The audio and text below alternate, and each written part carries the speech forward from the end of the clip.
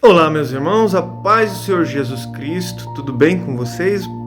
Espero que estejam todos bem. Que a graça do nosso Senhor Jesus Cristo, o grande amor de Deus e a consolação, a comunhão do Espírito Santo esteja com cada um de vocês, meus irmãos. Pessoal, estou aqui para mais um vídeo sobre a nossa querida escola bíblica dominical. Esse terceiro trimestre, estamos aí aprendendo sobre a igreja em Jerusalém, né? A igreja primitiva, a primeira igreja depois que Jesus ressuscitou, né?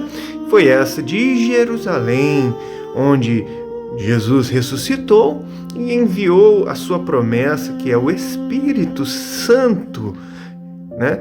Foram todos cheios do Espírito Santo, começaram a falar em outras línguas, conforme o Espírito Santo concediam, né, para testemunhar para todos ali naquele lugar, que tinham pessoas de todas as nações, de todas as línguas, falavam, né, em outras línguas as grandezas de Deus, para que todos pudessem confirmar mesmo ali que eles receberam algo sobrenatural, o Espírito Santo de Deus, para que pudessem aí pregar o Evangelho, falar, né, sem medo de Jesus Cristo, que Jesus Cristo morreu numa cruz, ressuscitou, está à direita de Deus Pai, e todo aquele que crer em Jesus e for batizado receberá a vida eterna, através da fé, através da graça do nosso Senhor Jesus Cristo e através do arrependimento dos seus pecados.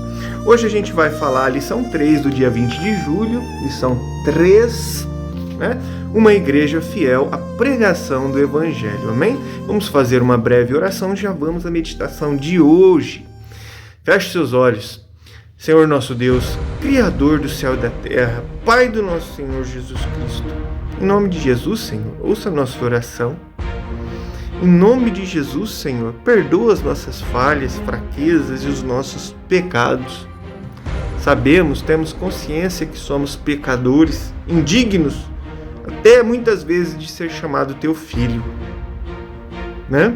Mas Jesus Cristo, primogênito dos filhos, o primeiro, nos garantiu essa oportunidade de sermos transformados em criaturas criadas por Deus, né? E passar a sermos chamados filhos de Deus, irmãos de Jesus, mediante a fé em Jesus. Obrigado, Senhor, por ter dado seu Filho. Pai, obrigado pelo dia de hoje, pela saúde, o alimento, o pão de cada dia. Obrigado pelos livramentos, Senhor, de morte, de acidente. Obrigado, Senhor, pela saúde, pelo teto que moramos, pela coberta quente que temos. Abençoa essa pessoa que está ouvindo, Pai. Liberta, salva, cura, em nome do Pai, do Filho e do Espírito Santo. Querido Espírito Santo de Deus, nesse momento precisamos de Ti para entender a Tua palavra. Abra a nossa visão espiritual, nos limpa de toda a sujeira desse mundo, de tudo que não provém de Ti na nossa mente, no nosso coração. Nos transforma, Espírito Santo, fala conosco, toma nós, limpa-nos, Espírito Santo, pelo poder da Tua palavra, em nome de Jesus. Abençoe toda essa pessoa, é o que eu te peço. Fica conosco, em nome do Pai, do Filho e do Espírito Santo. Amém e glórias a Deus. Vamos à meditação de hoje, meus irmãos. Lição 3 do dia 20 de julho de 2025. Uma igreja fiel à pregação do Evangelho. Textual. E quando Pedro viu isto, disse ao povo: varões israelitas, por que vos maravilhais disto? Ou por que olhais tanto para nós, como se por nossa própria virtude ou santidade fizéssemos andar este homem? Atos capítulo 3, versículo 12. Verdade prática. A verdadeira pregação bíblica consiste em dar testemunho de Jesus Cristo no poder do Espírito. Vamos agora para a leitura bíblica em classe, no livro de Atos, capítulo 3, versículos do 11 ao 19. E, apegando-se ele a Pedro e João, todo o povo correu atônito para junto deles no alpendre, chamado de Salomão. E quando Pedro viu isto, disse ao povo: varões israelitas, por que vos maravilhais disto? Ou por que olhais tanto para nós, como se por nossa própria virtude ou santidade fizéssemos andar este homem? O Deus de Abraão e de Isaque e de Jacó, o Deus de nossos pais, glorificou ao seu Filho Jesus, a quem vós entregastes e perante a face de Pilatos negastes, tendo ele determinado que fosse solto.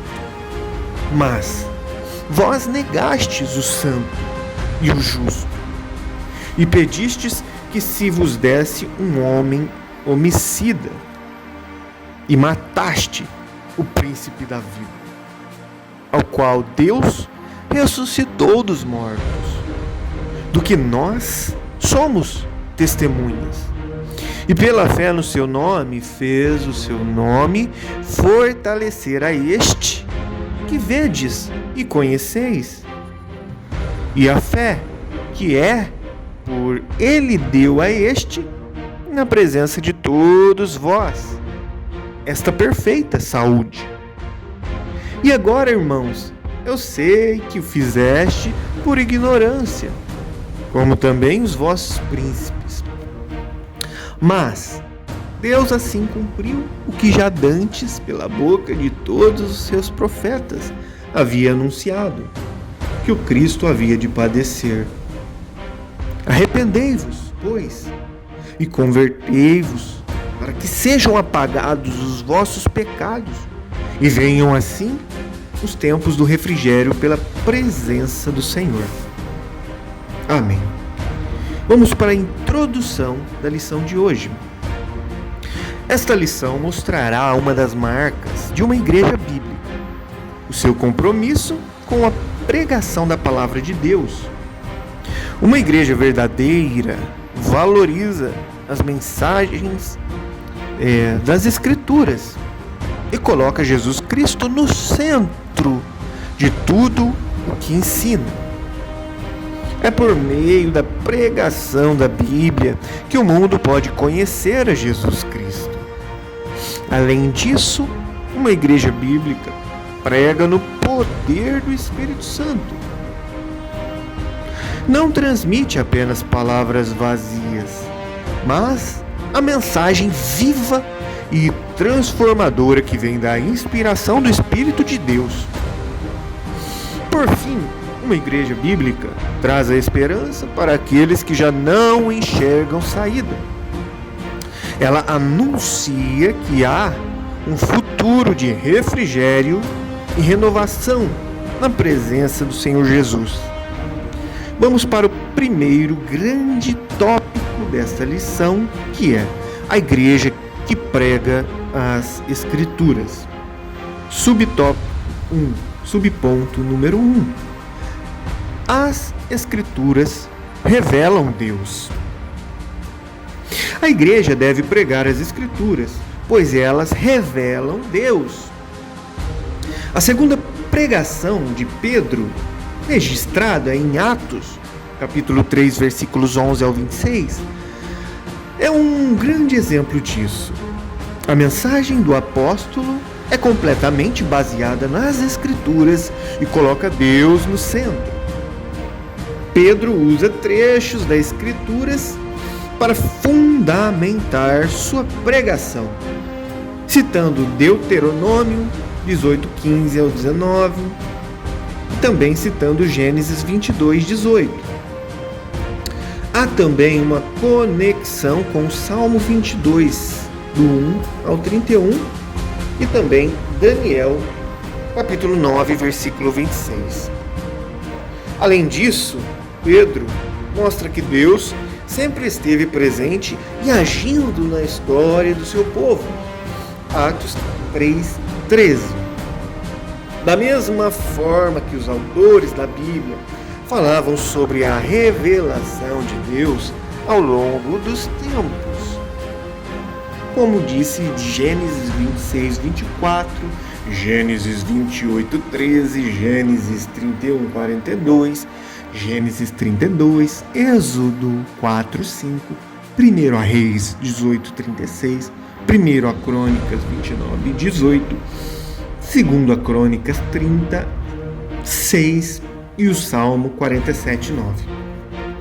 Segundo subponto deste tema, que é: as Escrituras testemunham de Jesus.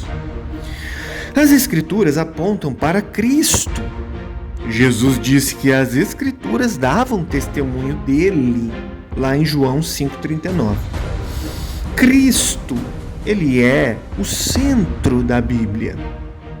Essa era também a compreensão do apóstolo Pedro. Segundo suas palavras, os profetas anunciaram antecipadamente o sofrimento de Jesus Cristo. Atos 3,18. A pregação de Pedro invocou o testemunho das Escrituras para mostrar que a rejeição de Jesus e sua morte não foram por acaso.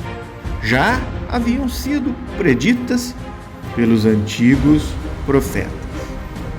Terceiro subponto: as Escrituras confrontam o pecado. A verdadeira pregação também mostra o problema do pecado e o confronta. Atos 3,19. No texto citado, Pedro ele usa o termo grego metanoel, traduzido aqui como arrependei-vos. Essa palavra, além de já conhecido sentido de arrependimento, significa também mudança de mente e mudança interior, especialmente no que diz respeito à aceitação da vontade de Deus. A pregação bíblica deve confrontar o pecado e exige uma mudança radical dos seus ouvintes. Amém. Vamos agora ao segundo grande tópico da lição, que é: a igreja prega no poder do Espírito. A igreja que prega no poder do Espírito. Vamos para o primeiro subponto aqui desse tema. Primeiro subponto: o Espírito capacita o mensageiro. Não podemos nos esquecer de que Pedro estava cheio do Espírito Santo quando pregou a mensagem registrada em Atos 3.